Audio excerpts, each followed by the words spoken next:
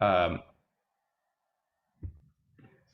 I'm going to talk about How to Never Be Wrong, which is a chapter in the book, and it also was previously a paper that I published a few years ago. So I'll talk about some of the philosophical background to this work, and then the implications for cognitive science, and then I'll talk in a little bit more depth about some of the studies that my lab has done recently to understand the computational and neural and developmental properties of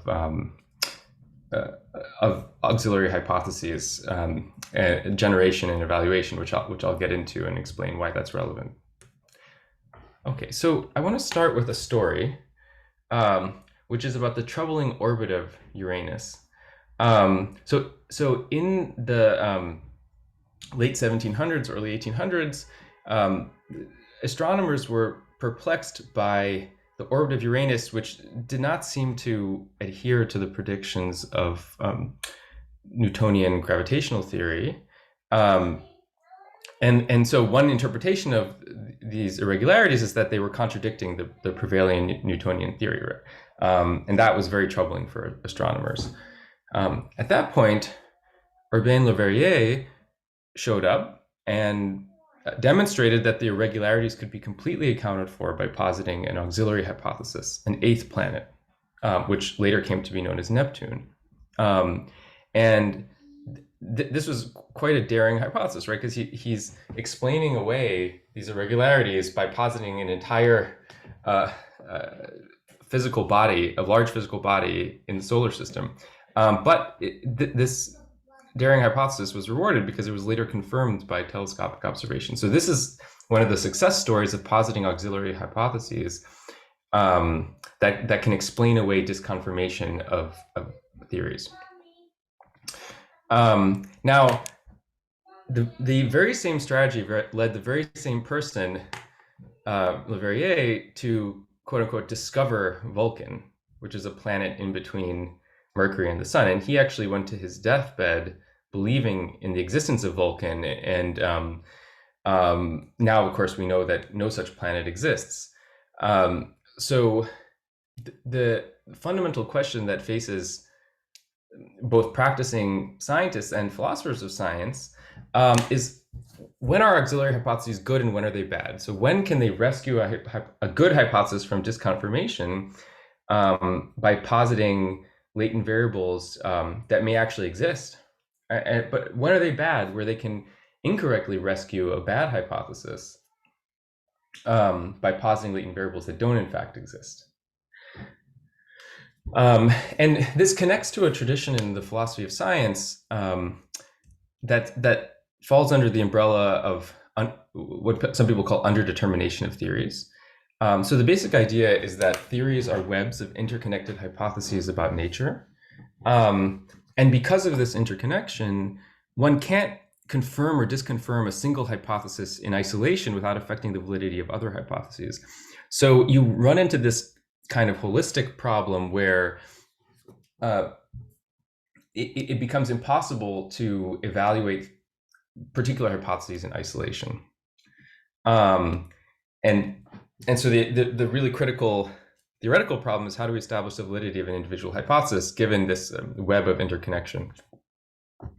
And there's a famous thesis that's often referred to as the Duhem-Quine thesis for the two philosophers who advanced versions of this, that basically we can never establish the validity of an individual hypothesis.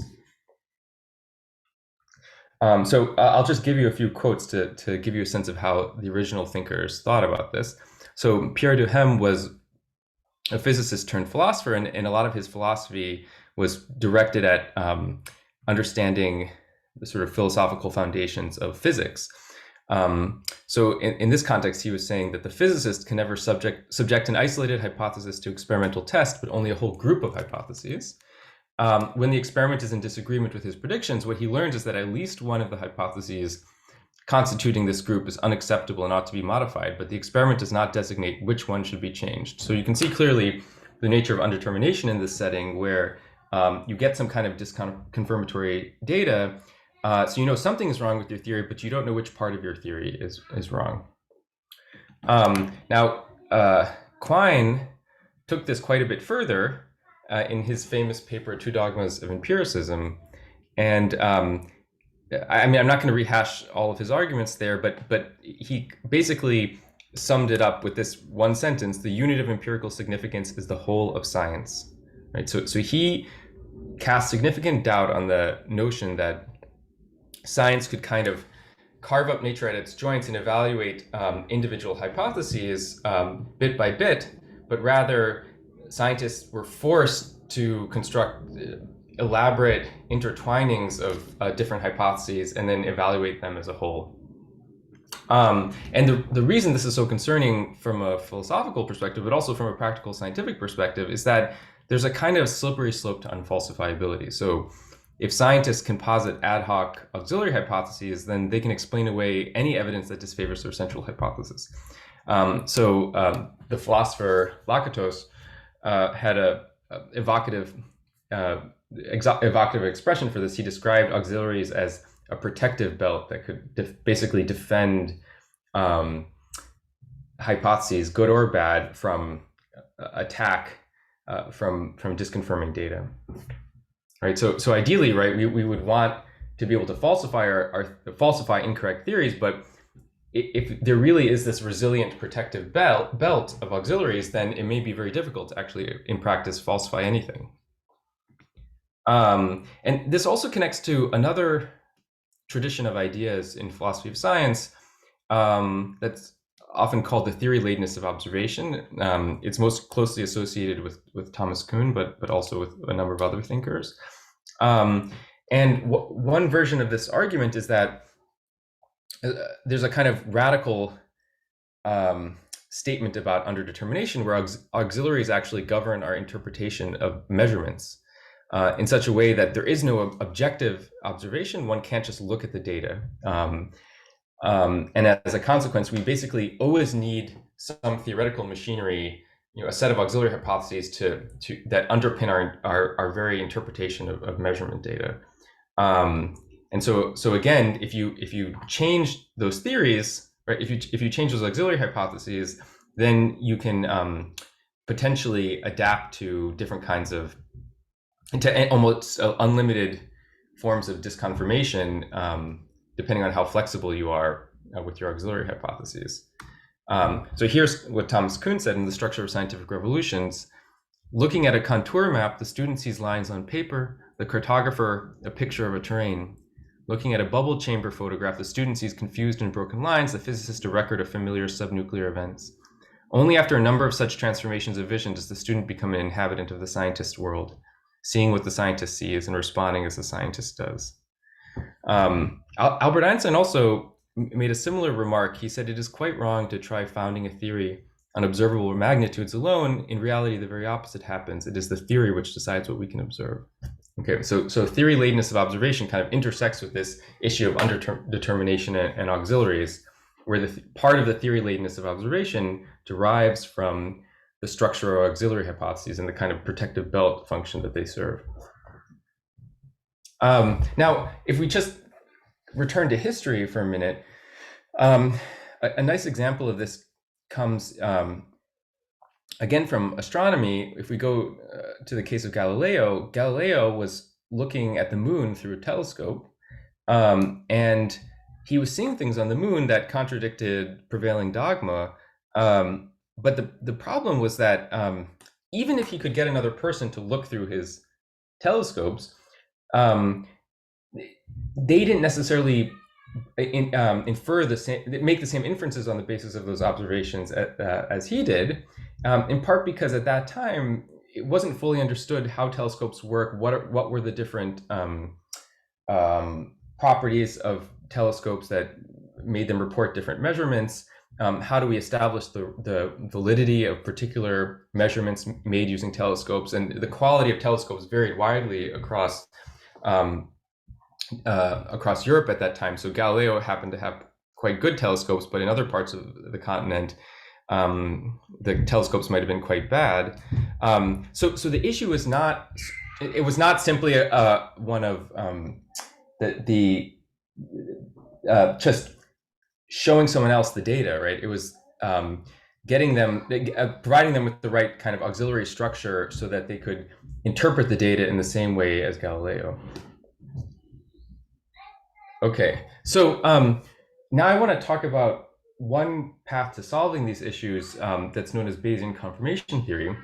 This idea is that if auxiliary hypotheses function as a protective belt, sometimes constraining observation itself, we have this really fundamental issue of scientific progress. Like how is scientific progress possible?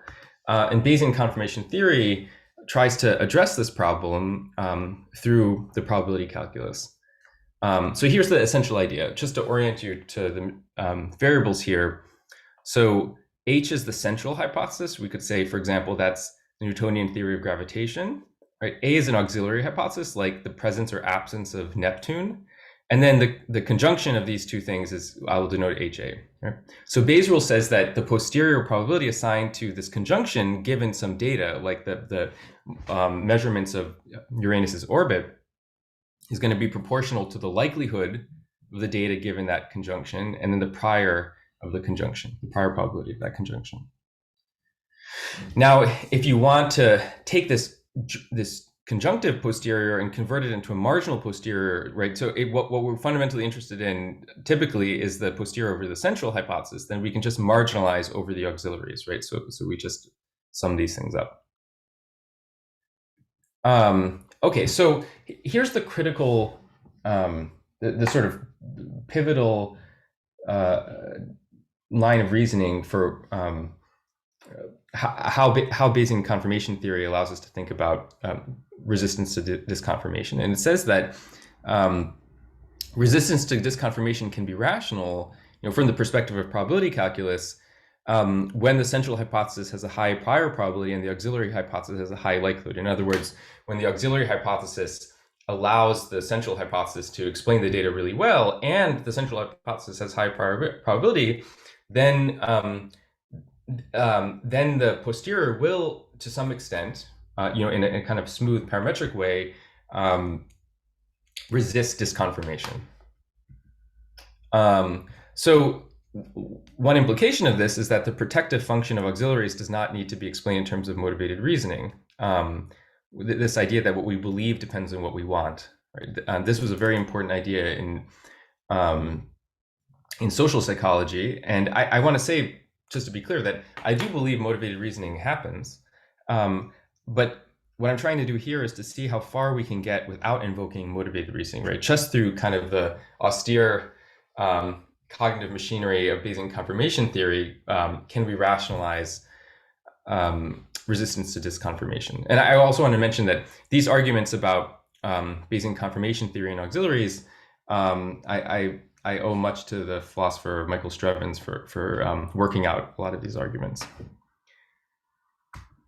Okay, so as a psychologist, I'm interested in the psychology of confirmation. So I'm not just interested in sort of the theoretical foundations of science or the history and sociology of science. I'm also interested in how people reason in everyday life. I want to make the case that everyday people face the same sort of underdetermination that scientists face.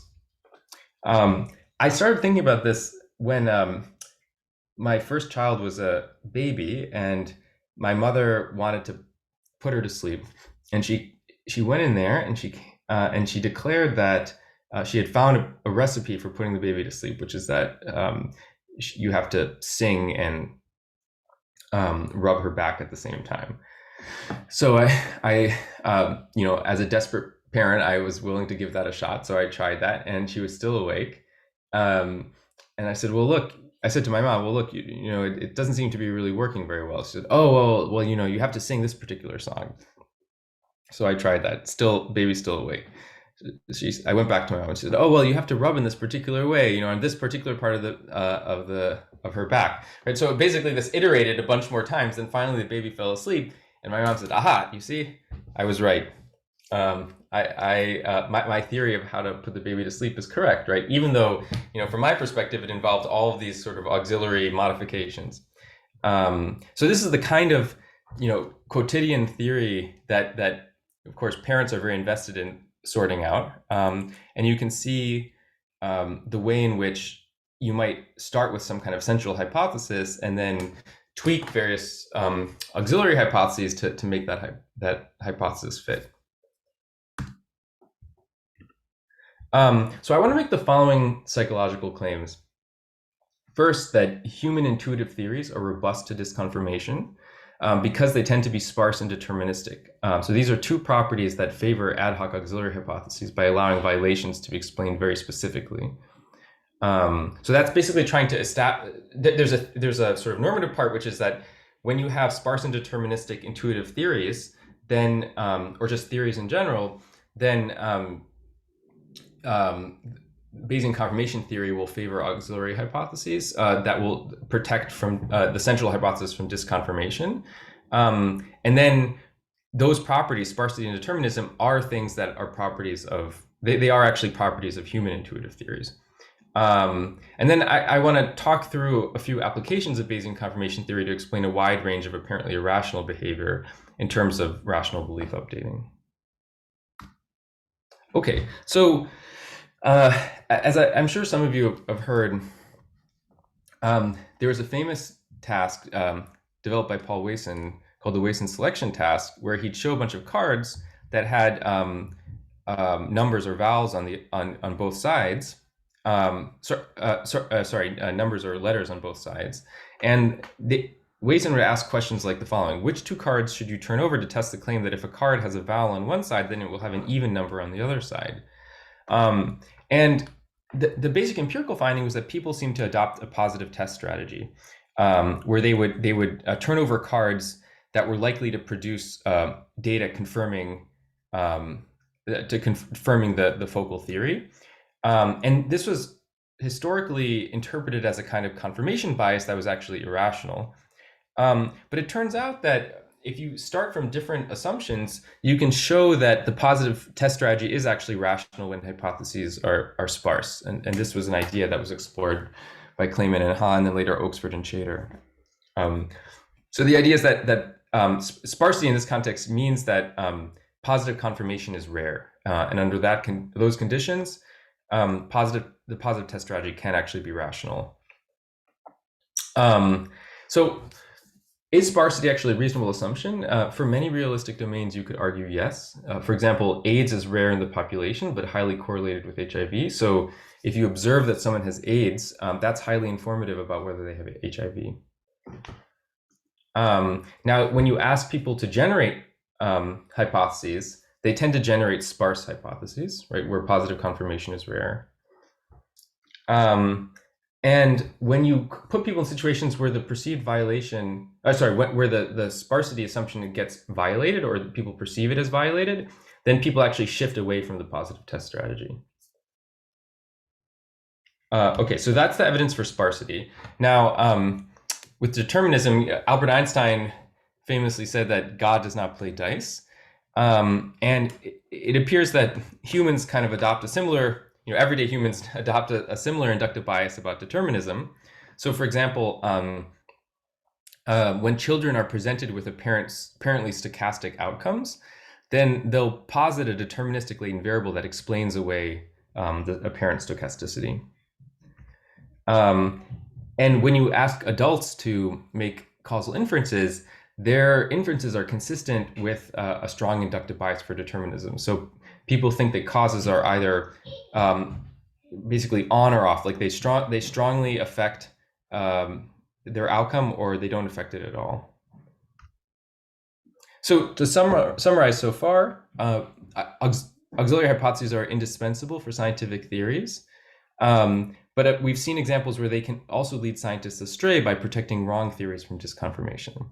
So it's very important for us to understand when auxiliary hypotheses will lead us astray and when they will lead us towards genuine scientific discovery. Bayesian confirmation theory is a way to deal with this.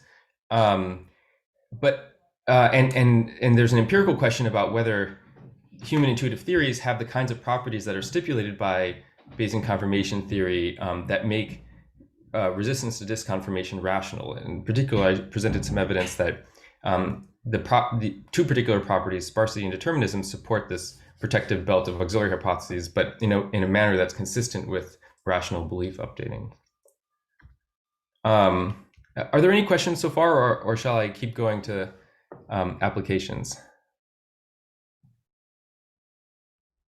Yeah, if anyone has questions, just go for it then. I think otherwise you can continue. All right. So I'm not going to go through all of these applications. You can see this paper or my book for many more applications, but I'm going to talk about a few of these. So the role of auxiliary hypotheses has played an important part in thinking about conceptual development. In particular, this within this tradition of thinking about children as intuitive scientists. This often goes back to people like Alison Gopnik and Susan Carey. So the child as scientist view holds that children engage in many of the same epistemic practices as scientists. So for example, they probabilistically weight evidence for different theories. They try to find theories that balance simplicity and fit. They infer causal relationships. They carry out experiments. In this context, Gopnik and Wellman argued that children form ad hoc auxiliary hypotheses to reason about anomalous data until they can discover more coherent alternative theories. And this was something that was experimentally studied by Laura Schultz and others, where children you can actually see children inventing auxiliary hypotheses to explain away anomalous data, right? And this is a kind of placeholder until they can formulate a more mature systematic theory. So for example, upon being told that the Earth is round, some children preserve their pre-instructional belief that the Earth is flat by inferring that the Earth is disc-shaped. Another example is that children who hold a geometric center theory of balancing, when faced with the failure of this theory applied to uneven blocks, they declare that the uneven blocks are impossible to balance, right? So there's some latent property. Another case related is when they're shown two blocks of different weights hitting the ground at the same time, when dropped from the same height, some children infer that they hit the ground at different times, but the difference was too small to observe. Right. So anyway, these are just a few examples of how auxiliary hypotheses enter into theoretical thinking during conceptual development, on this view that children are kind of like scientists in certain respects, and they're building their own intuitive theories of the world. And much like scientists, they engage in ad hoc auxiliary hypothesis generation. Another example, something that actually I'm actively working on now, is on stereotype updating. So famously, stereotypes are immunized from disconfirmation by flexible auxiliary hypotheses. When a person who has stereotypic beliefs encounters individuals whose traits are inconsistent with the stereotype, those individuals get segregated into subtypes without diluting the stereotype. So for example, if you have a stereotype that pilots are male, then if you encounter a female pilot, you don't necessarily update your beliefs that there's a higher proportion of female pilots than you previously believed. You might infer instead that this female pilot was special in some way, right? Like they maybe had a special background that made it more likely for them to be a pilot compared to the base rates of females being a pilot. So a nice example of this is that when you show when you show individuals with counter stereotypical traits, if you show a single individual with many counter stereotypical traits, they are basically segregated from their group and treated as outliers or subtypes. But if you take the same stereotype inconsistent traits and spread them out among multiple individuals, then those individuals are less likely to be subtyped, and the stereotypical belief is actually updated more. So that's an example of auxiliary hypothesis generation in the context of stereotype updating. Another place where auxiliary hypotheses come up is in the optimism bias. So here's one example from Isle and Rao. They asked subjects to judge the rank of their IQ and physical attractiveness and then receive feedback. This is a pairwise comparison with a randomly selected subject in the same experiment. And what they found was that when they measured people's updating of beliefs in response to the feedback, people systematically discounted negative feedback when they update their beliefs about inferred rank. So one way to understand this effect is that people invoke the auxiliary hypothesis that the feedback source is invalid in some way. So I want to dissect this a little bit more and talk separately about the prior and the likelihood in Bayesian confirmation theory. So the probability of the invalid feedback auxiliary hypothesis should be higher when people have a strong prior on their rank. And that does seem to be true. So for example, individuals with higher dispositional optimism were more likely to maintain positive expectations after experiencing losses in a gambling task. Now, with the likelihood, if you have a weaker validity likelihood, then that should lead to greater discounting of negative feedback. Right. So if the hypothesis that the feedback source is valid is weak, then you're going to tend to discount negative feedback. This is on the assumption that you have a strong prior on having a high rank. So, for example, when people observe an outcome that appeared to have arisen from a statistical fluke, they're more likely to discount this outcome when it was negative. Now, there's a puzzle here, which is that there's several other works that suggest a pessimism bias instead of an optimism bias. This is particularly true in the reinforcement learning literature, where people are given tasks like bandit tasks, and it suggests that people discount positive evidence more than negative evidence. So how can we reconcile optimism and pessimism biases? One possibility is that optimism versus pessimism depends on which auxiliary hypotheses people hold. And so one of the projects in my lab a few years ago was to try to create situations where we can manipulate the auxiliary hypotheses and show the effects on updating in response to positive and negative feedback. All right, so just to give you an intuition here, suppose you take a test in one of your classes and you get a bad grade. Now, maybe the test was too hard, so you can blame the teacher. Or maybe you didn't study enough, and you blame yourself. So which of these interpretations you adopt depends on, constitutes your auxiliary beliefs, and then that's going to determine how you assign credit or blame. So we tried to get at this in the following experimental paradigm. So on the surface of it, there's this simple two-armed bandit task. So you dig in one of two mines, and then you get feedback about whether you got gold, which is good, or rocks, which is bad. And so your goal is to try to get as much gold as possible by choosing between these two mines repeatedly. Now, critically, this was organized into blocks of trials. And on each block at the beginning, you're told about a latent variable, which is this person who can either be a bandit, a tycoon, or a sheriff. The bandit, on some proportion of trials, which you're told, 30% of the trials, will intervene and replace all the gold with rocks. Okay? The tycoon will also intervene on 30% of the trials, but replace all the rocks with gold. So they're kind of benevolent latent agent. And then the sheriff is a sort of random latent agent that will randomly replace, sometimes replace gold with rocks and sometimes rock with gold. So this was a kind of baseline condition. So we were particularly interested in comparing bandit and tycoon conditions.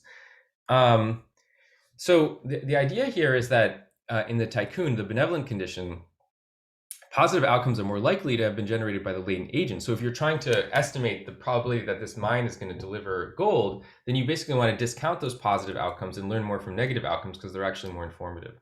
And then this pattern should reverse for the bandit, the adversarial condition, where you should learn more from positive outcomes than negative outcomes. And we developed a Bayesian model to formalize this idea. So theta here corresponds to the probability of gold in a particular mine. And the update rule for theta consists of two terms. I'm glossing over a bunch of details here, but I think it should be sufficient to understand what I'm talking about. So you update your beliefs about theta in proportion to your reward prediction error, so the discrepancy between how much reward you got and how much you expected. So in general, if you thought that if you thought that you're going to get rocks, then you got gold, your reward prediction error will be positive. But importantly, this prediction error is also gated by this term here, 1 minus b, where b is the intervention posterior probability. So it's your posterior belief that on that particular trial, the latent agent intervened to change the outcome. Okay, so the intuition here is that when you are very confident that the agent intervened, this is going to be close to 1, and therefore this term is going to be close to 0, effectively occluding the reward prediction error. So you're going to be less likely to learn from feedback when you believe the latent agent intervened. Okay, and that this intervention posterior probability is computed by Bayes' rule, which is combining the likelihood of the intervention or the likelihood of the reward conditional on the intervention and the prior probability of the intervention, which we assume to be known.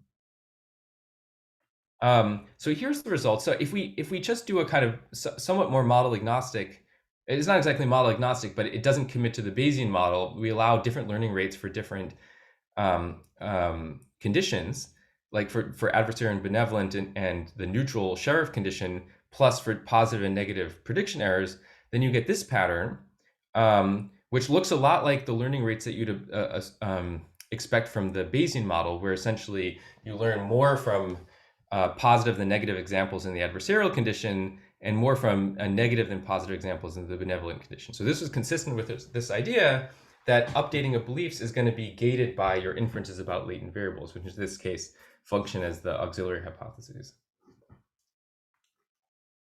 We also in this experiment asked people explicitly about their beliefs about intervention probability, and this also was consistent with the model where people were more likely to assume that to infer that an intervention occurred when they got a negative outcome in the adversarial condition or a positive outcome in the benevolent condition. Also consistent with the theory is that overall people learned less in response to feedback when they believed the intervention to have occurred compared to when they believed no intervention occurred. Right. So we wanted to take this one step further and ask whether the canonical error signals in the brain that have been studied for quite a while, particularly in the striatum, reflect this kind of gating by beliefs about interventions, right? So what we did was we were interested in constructing regressors for brain activity that corresponded to this prediction error, as well as ones that were gated by this term, this belief dependent term. And I'll kind of skip over the details, but basically we ran this task in an fMRI scanner. So we're measuring here blood oxygenation changes in brain activity. And what we found was that there was a causally modulated reward prediction error, right? So something that looks kind of like this in the dorsal striatum, particularly in the subregion of the dorsal striatum known as the putamen. Right. So this is consistent with this idea that in parts of the brain where we have canonically observed prediction errors, those prediction errors are actually sensitive to beliefs about latent causes. One other application of this paradigm was to development. So we were interested in tracking the development, tracking across development sensitivity to auxiliary hypotheses. This was a study run by Ali Cohen and Kate Hartley, and they basically constructed an adapted version of the task that we ran. Now, when you ask people, children, adolescents, and adults about their beliefs about interventions, then across all different age groups, the subjects were sensitive to the latent cause structure that we informed subjects about when making these intervention judgments. So that was consistent with our previous results, and there doesn't seem to be much of a developmental trend when you ask people about explicit beliefs. But interestingly, when we fit models to their belief updating, the model that explained children the best was a simple error-driven learning rule that didn't take into account the latent cause structure, whereas the model that best explained adolescents and adults was one that did exploit the causal structure. So there seems to be a disjunction between explicit and implicit belief updating across development, and in such a way that even though explicit beliefs seem to be present early on, the implicit use of those beliefs to update reward expectations doesn't really emerge until adolescence. Okay, so to summarize this part, I've shown you that both optimistic and pessimistic updating can be obtained depending on which auxiliary hypothesis people hold. So we can actually manipulate this experimentally. Update signals in the striatum reflect a belief modulated prediction error. And children are sensitive to auxiliary hypotheses in their explicit belief reports, but not in their updating. Okay, so the broader conclusions, I want to kind of take a step back and talk about some broader issues here. First of all, robustness to disconfirmation can in fact be rational when both the central and auxiliary hypotheses have high probability. And I want to emphasize again that this doesn't exclude the possibility of motivated reasoning, right? But it could be in addition to that. And we can explain a wide range of psychological phenomena by invoking inferences about auxiliary hypotheses. Now, I think sort of in broader perspective, one of the things that a lot of us, I think a lot of people in this seminar are quite interested in is, right, why do people believe weird things, and why don't people update their beliefs in weird things so that they, later believe those weird things less, right? And it seems very clear from the behavioral evidence that it's not as simple as just presenting people with more information or trying to get rid of as much misinformation as possible. Remember these points about the theory-ladenness of observation. What people make of data can vary dramatically depending on what their auxiliary hypotheses are, right? So think again about Galileo. He couldn't just have other people look through the telescope. He had to convince people that the readings of the telescope actually corresponded to the inferences that he wanted to draw from them, right? That actually supported those, right? He had to equip people with the kind of epistemic infrastructure in order to believe his interpretations of the measurement data.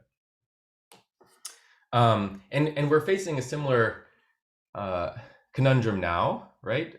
Particularly in the United States, but I don't think Germany is immune from this, where, for example, politicians have figured out that if they call something fake news, they don't have to directly rebut the evidence, but can just question the validity of the information source. Right? And that turns out to be very effective. So this is a strategy that's been used for a long time. Creationists attacked evolutionary biology by trying to undermine faith in its measurements. The tobacco industry undermined faith in scientific studies. The fossil fuel industry undermined faith in climate science. So if we want to change what people think about these topics, we have to really think about chiseling away very slowly and laboriously at the kind of larger auxiliary structure that supports these particular beliefs, if we think that those beliefs need to be corrected. So I'm going to stop there and thank the many people that helped with this research, and thank you for listening, and I'm happy to take questions.